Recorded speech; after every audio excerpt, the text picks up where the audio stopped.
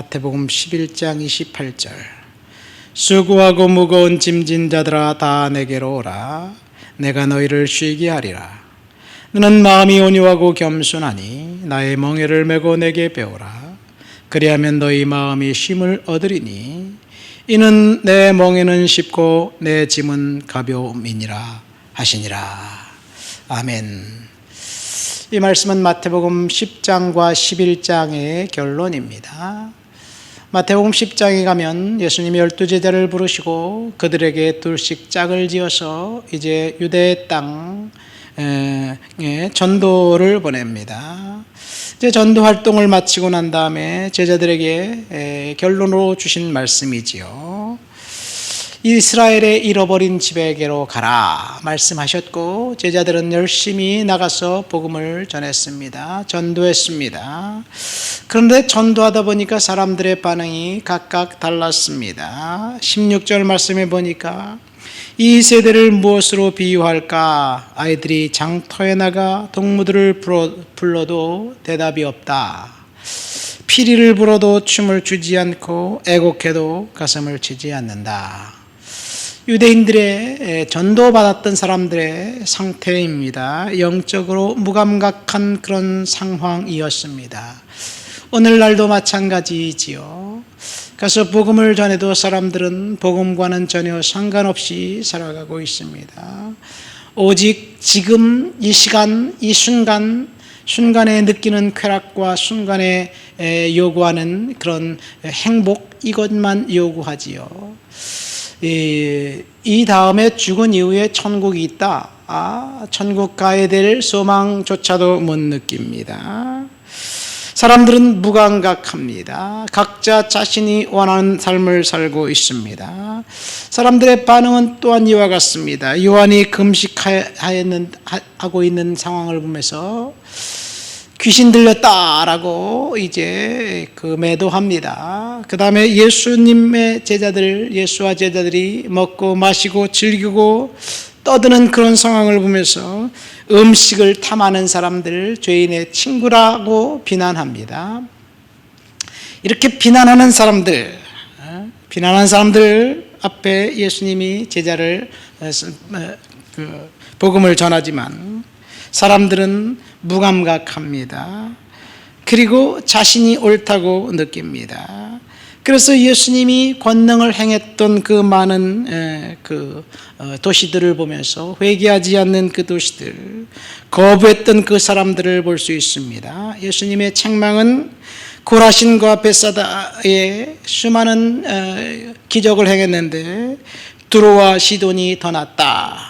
가버나움보다 소돔과 고모라가 더 낫다라고 말씀하시면서 수고하고 무거운 짐진 자들아 다 내게로 오라 내가 너희를 쉬게 하리라 그렇게 말씀하십니다. 여기서 주님께서 평안, 쉼과 안식을 약속하셨습니다. 수고하고 무거운 짐진 자들아 구원의 초청이죠.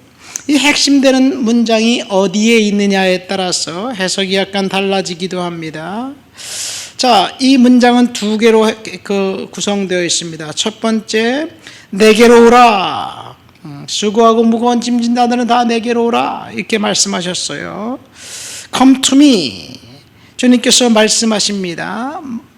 짐을 지고 주님 앞에로 나가라는 이야기예요. 많은 짐을 지고 있는데 사람들이 무슨 짐을 지고 있을까? 무엇 때문에 사람들의 마음에 그렇게 평안하지 않을까? 하나님께 순종해야 되겠는데 순종하자니 몸이 따라주지 않고 무시하자니 마음이 평안하지 않습니다. 사울 왕 이야기를 한번 볼까요? 사울 왕이 전쟁에 이제 앞서서 사무엘 선지자가 온다 그랬는데 오질 않고 있어요. 그러니까 백성들은 두렵고 떨고 이제 급박한 상황으로 몰고 가니까 백성들을 안정시키기 위해서 스스로 이제 번제를 하나님 앞에 드립니다. 자신이 무엇인가 하기로 결단했어요. 왕으로서 최선을 선택했다고 할 수 있습니다. 이성과 합리적인 생각으로 이제 선택했고 그리고 결정했어요. 어떤 의미에서 보면 우리는 순종하려면 이성과 합리적인 생각을 벗어버려야 될 줄 믿습니다. 어쩌면 이성, 합리적인 생각은 순종의 걸림돌이 되기도 합니다. 사울 왕은 합리적인 생각으로 자신의 계획을 밀어붙였어요. 그래서 그것이 하나님 앞에 가증된 일이 되었습니다. 아브라함은 자신의 생각을 밀어붙이지 않았습니다. 아브라함에게 하나님께서 독자 이삭을 바쳐라 그렇게 말씀하셨을 때 합리적인 생각이 무엇일까요? 하나님의 명령이 하나님의 말씀과 위배가 됩니다. 하나님은 인신제사 풍습을 가장 증오하셨어요. 그런데 하나님이 아브라함에게 아들을 바치라고 이야기합니다. 하나님 말씀과 위배되지 않습니까? 이렇게 아브라함이 하나님 앞에 물을 수도 있겠죠. 그러나 합리적인 생각을 벗어버리고 하나님 앞에 순종했을 때 하나님이 그것을 보고 기뻐하셨고 믿음의 조상이 되게 하셨어요. 우리가 무엇을 순종해야 할까요? 내 상황, 내 생각에 맞으면 순종하고 내 상황과 내 생각이 틀리면 순종하지 않는 것, 주님 앞에서 생각해 봐야 될 줄 믿습니다. 두 번째, 우리가 머리로 생각하고 가슴으로, 머리는 순종하는 것이 아니라 가슴으로 순종하는 거예요. 사울이 왜 거역했습니까? 머리로 생각했기 때문에 거역한 거예요. 백성들을 보면서 머리로 생각했기 때문에 거역한 거지요. 이렇게 하나님을 거역한 사울이 커다란 오점이 생겼습니다. 그렇게 거역한 이후 사울 왕에게는 악신이 찾아왔습니다. 이후로 사울은 괴물이 되었습니다.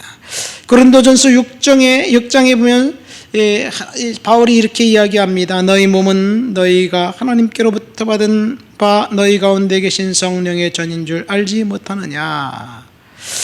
우리의 몸을 지배하고 있는 것은 성령입니다. 성령이 나를 지배하고 있으면 성령께서 말씀하시는 대로 살아가야 되는데 어쩌면 우리의 몸을 지배하는 것이 성령이 아니라 우리의 생각, 그래서 성령께서 탄식하고 계신지 모릅니다. 이 사울 왕에게 성령이 떠나자 악신이 그를 지배합니다. 악신이 지배하자 그는 이제 사람들을 보는 안목이 사라졌습니다. 다윗과 같은 충신을 바라볼 수 없었고 도액이라는 간신배에게 속아서 이 제사장 85명을 일시에 죽여버립니다. 온전한 정신이라면 제사장을 죽일 수 있었을까요? 악령이 그를 지배했기 때문에 그렇습니다. 자, 귀신의 마음대로 사울이 지배를 받자 어쩌면 하나님으로부터 하나님이 원하지 않는 그런 일들을 하고 있어요. 지금 우리는 하나님 앞에 무거운 짐을 지고 주님 앞에 나아가야 되는데 사람들이 하나님을 거부하고 점술과 사수를 따라가는 그런 사람들이 우리들 주위에 얼마나 많이 있나요? 헷갈립니다. 오늘 주님께서 뭐라고 말씀하십니까? 수고하고 무거운 짐진 자들아 다 내게로 오라. 내가 너희를 쉬게 하리라. 나는 마음이 온유하고 겸손하니 나의 멍에를 메고 내게 배우라. 여기 나의 멍에를 메고 배우라 하는 말이 있어요. 이 멍에라는 말은 무엇인가요? 소의 등에 걸려있는 게 멍에예요. 그 멍에에다 줄을 달아서 쟁기를 묶고 그 쟁기를 가지고 밭을 가는 게예요. 제가 어렸을 때 시골에 살 때 소의 멍에를 메고 쟁기로 밭과 논을 가는 것을 봤어요. 사람은 그냥 쟁기를 붙들고 소가 땀을 뻘뻘 흘리면서 이제 밭을 갈지요.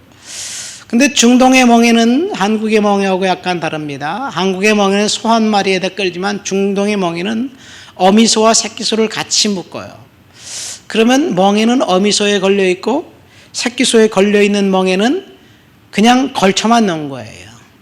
그러면 누가 일을 하느냐? 어미소가 일을 하고 새끼소는 따라가는 거예요. 그러니까 새끼소가 생각할 때 멍에는 무겁지가 않아요. 왜 엄마가 저렇게 땀을 뻘뻘 흘리면서 일할까? 나는 이렇게 편한데. 이것이 주님께서 나의 멍에를 메고 내게와 배우라 하는 이야기입니다. 주님께 우리가 우리의 삶을 의탁하면 하나님이 일하신다는 것. 그래서 하나님께서 약속하신 그 일들을 저와 여러분들에게 이루신다는 이것이 나의 멍에입니다. 내 멍에는 쉽고 내 짐은 가볍다. 무슨 짐을 지고 우리가 오늘 살아가고 있습니까? 하나님 앞에 멍에를 메고 짐을 지고 믿음으로 살아가시게 되시기를 예수님 이름으로 축원드립니다. 하나님 아버지 감사합니다. 수고하고 무거운 짐진 자들아 다 내게로 오라. 내가 너희를 쉬게 하리라. 주께서 말씀하신 그 말씀 붙들고 믿음으로 살아가도록 도와주시옵소서. 예수님 이름으로 기도합니다. 아멘.